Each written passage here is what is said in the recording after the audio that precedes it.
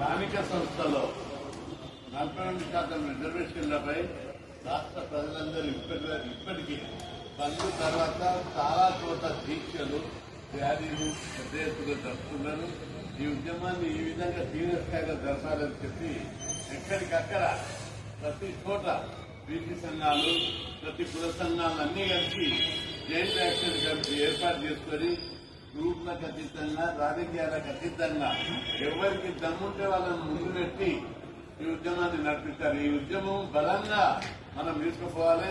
ఇప్పటికే బంద్ తర్వాత రాజకీయ పార్టీలన్నీ ఈ ఉద్యమాన్ని ఎట్లా దెబ్బతీయాలని అనేక పథకాలు ఇస్తున్నారు. నేను అన్ని పార్టీలకు విజ్ఞప్తి చేస్తున్నా. ఈ ఉద్యమం కేవలం బీసీలకు జనాభా ప్రకారం విద్యా ఉద్యోగ రాజకీయ రిజర్వేషన్లు సాధించడానికే చేపట్టిన ఉద్యమం. మేము రాజకీయ పార్టీ పెట్టడం లేదా ఇంకేదైనా రాజకీయ పార్టీ కొత్తవలసడం కాదు. కాబట్టి పార్టీలన్నీ కూడా 76 ఏళ్లు బీసీలకు అన్యాయం జరిగింది. 76 ఏళ్లు బీసీలను బానిసలుగా చూశారు.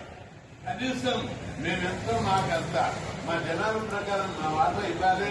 మేము కూడా భారతమాత మృతి బిడ్డలం, మా వాటా నాకు ఇవ్వాలని ఒక పవిత్రమైన ఉద్యమం చేపట్టాము.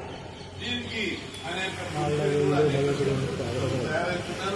కాబట్టి రాష్ట్ర ప్రజలందరికీ నేను